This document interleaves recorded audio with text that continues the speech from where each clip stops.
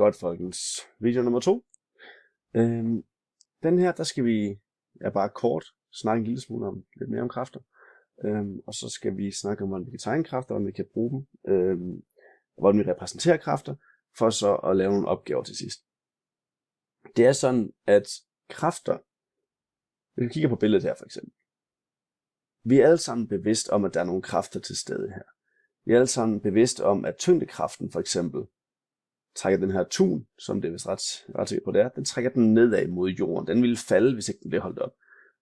Det vil sige, at der så må være en kraft, der holder den oppe. Det vil sige, at der er en kraft her i den her vægt også. Men hvad er det så, der holder vægten fra at falde ned? Jamen det er den her. Så vi kan hele tiden se, at der er nogle kræfter, som påvirker andre ting. Og det er det her med, at vi så at sige vi snakker om, hvad var det en kraft var? Jamen det var kraft, det var en vekselvirkning, en påvirkning. En vekselvirkning, hvis ikke I ved, hvad det ord det betyder egentlig bare, at det er en gensidig påvirkning. Altså der kan ske noget frem og tilbage. Så hvis vi skulle prøve sådan at snakke om, hvad der sker her, så kan vi se, og nu kommer vi lige til en af pointerne med det samme, så kan vi se, at der er en kraft, der hiver nedad den her. Og nu kan vi lige så godt øve os i at tegne kræfterne ordentligt fra starten af. Tyngdekraften, den skal tegnes fra det, der hedder masse-midtpunktet.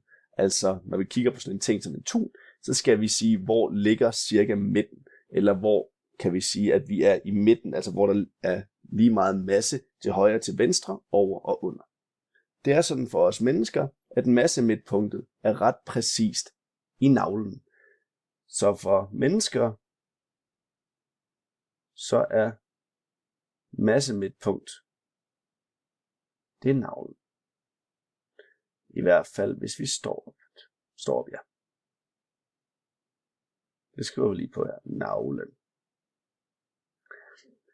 Det er også sådan, at det er ikke tilfældigt, at jeg tegnede den her kraft på den måde, som jeg gjorde. Måden vi tegner en kraft, det er ved at lave en pil. Fordi en pil, den er kendetegnet ved, at den har en længde og en retning. Og når vi snakker pile, I kender jo et andet sted, hvor vi bruger de her pile hele tiden, nemlig vektorer. Så vi bruger vektorer til at repræsentere pile, eller til at repræsentere kræfter, fordi vi skal altid have en idé om, hvor peger kraften hen, og hvor stor er kraften. Og her der er det vigtigt, at vi er opmærksomme på, at kræfter, der er lige store, de skal have lige lange kraftpil. Og det er ikke ligegyldigt, hvilken vej vi tegner dem, hvor de peger. Det er ikke ligegyldigt, hvilken længde vi har på vores kraftpil. Så vores vektor, den skal altså have en længde, den skal have en retning, og så skal den selvfølgelig også have en start. Og det er sådan, at for kræfter, der snakker vi om, at de har det, der hedder et angrebspunkt. Hvor virker sådan en kraft? Og når vi snakker tyngdekraften, jamen så hedder angrebspunktet, så er det samme som massemidtpunktet. Men der er en masse kræfter, som ikke er tyngdekraften. Og angrebspunktet, det bliver så det sted, hvor kraften virker. Altså hvor kraften gør noget. Så hvis vi kigger på den her tun, så er der en tyngdekraft, der hiver den nedad. Men hvis der kun er én kraft til stede, så ved vi, hvis jeg har noget, og tyngdekraften, den eneste kraft, der virker, så falder det nedad. Hvis den her tun den ikke falder, så må der være en anden kraft. Og hvis vi er opmærksomme, kan vi se, at der er et tov der. Det her tov, det holder den oppe. Så det vil sige, at der må være en kraft opad i det her tov. Og det er så en anden kraft. Den her kalder vi lige Ft. Den her kunne vi så bare kalde F1, fordi vi ved ikke, hvad det er for en kraft, der holder. I hvert fald ikke endnu. Og det er sådan, de her to, hvis den her den er i hvile, så skal de her to være lige store modsatrettet. Der har jeg susket en lille smule, fordi min kraftpil, de er ikke lige lange. Men her der har vi angrebspunkt for den anden kraft her. Så det er vores angrebspunkt for den kraft, der holder den oppe. Når vi er ved de her forskellige typer af kræfter, så snakker vi om to forskellige slags. Der er to overordnede Og det ligger virkelig i navnet. Der er det, der hedder kontaktkræfter.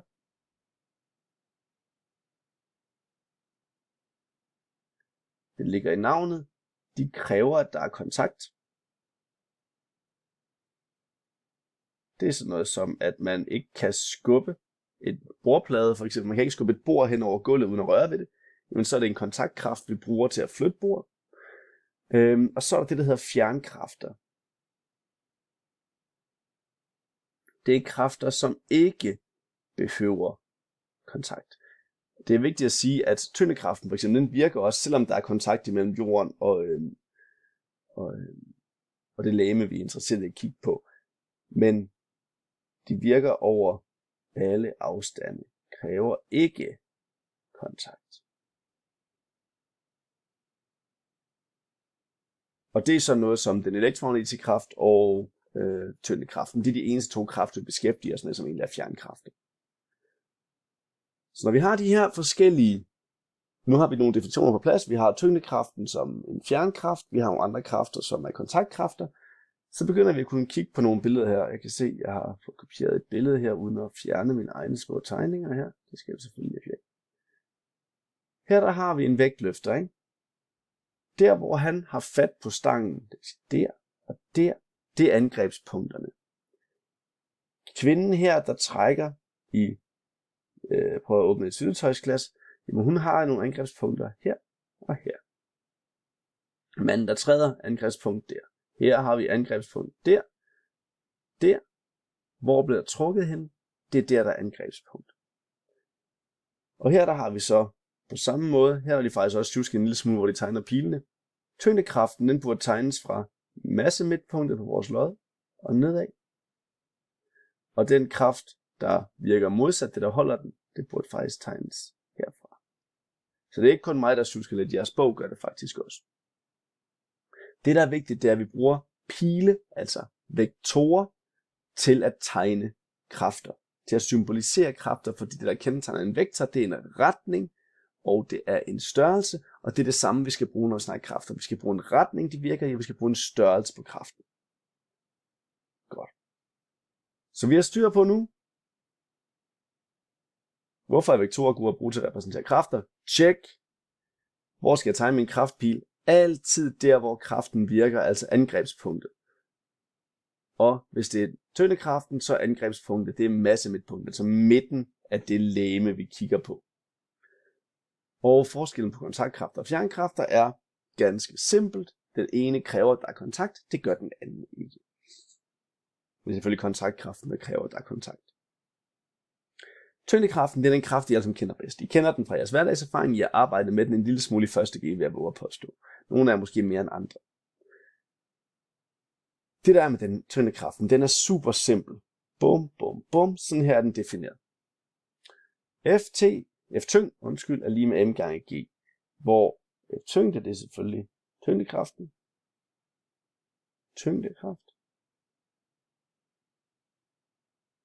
Og M'et her, det er masse i kilogram. I kilogram. Og G, det er det, vi kalder tyngde accelerationen.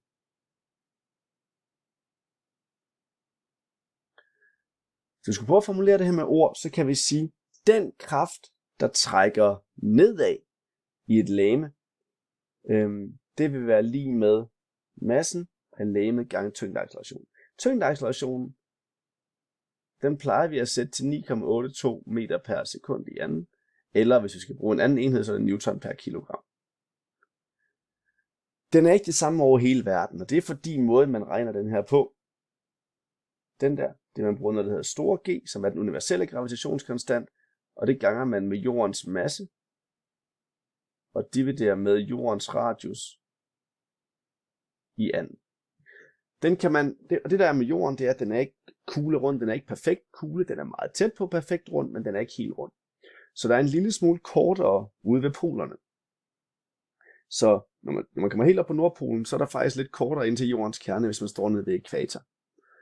Og det vil sige, at det her er jord. Det varierer afhængig af, hvor vi befinder os. Så Nogle steder der er den en lille smule højere, nogle steder er den en lille smule mindre end her. Men altså, hvis man tager G i Inspire for eksempel, så tager den gennemsnitligt for hele jorden. Og der Inspire, den siger 9,78 meter per sekund igen. Den må I til hver en tid gerne bruge. I skal bare vide, det skal I altid huske, at i Danmark, der er den 9,82. I må gerne bruge Inspires udgave, fordi det giver så lille en fejl. Altså lille en omregningsfejl, kan man sige. Men bare husk, at i Danmark, der er den 9,82. Godt. Nu skal I prøve, at I må gerne bruge Google til det her. Og I skal nemlig finde ud af, hvad er tyngdeacceleration nogle forskellige steder. Og det der er, nu kommer vi lige til, jeg siger lige en ting, så får du lov til at løse opgaverne. Så slutter vi videoen af med det. Der er forskel på vægt og masse. Masse, det er altid det samme. Masse er altid det samme. Og på jorden, der er vægt og masse egentlig også det samme. Men det der er, det er, at en masse kan vi måle i kilogram. Din vægt, den måler du egentlig i newton. Hvis man nu tager en standard badevægt, så viser den ikke det samme på Nordpolen og på ækvator. Der er en lille bitte forskel i, hvad tyngdeaccelerationen er. Og en vægt måler egentlig den tyngdekraft, der påvirker dig. Så de første 2 opgaver her, dem kan I bare løse. Den første, den hedder 1031. Den kan I løse på ingen tid. Det handler bare om at sætte massen ind og så gange med G. Det kan I snilt. Men den næste er lidt mere lakrids, fordi massen, den defineres som tyngdekraften delt med G. Okay? Så vi har Marie fra Roskilde, som vejer 707 newton. Det er tyngdekraften på hende. Hvor meget vejer hun? Så i den første opgave, der får vi oplyst hendes masse. Når I har regnet den, så får vi M. Men det I så skal huske, det er sådan en vægt. Den er jo så indstillet til at måle noget i newton. Så vi har hendes masse nu. Så er det store spørgsmål. Den her badevægt, Marie hun tager med, vil den vise mere eller mindre nede ved ækvator, hvor tyngdeaccelerationen er en lille smule lavere? Og hvad med ved månen?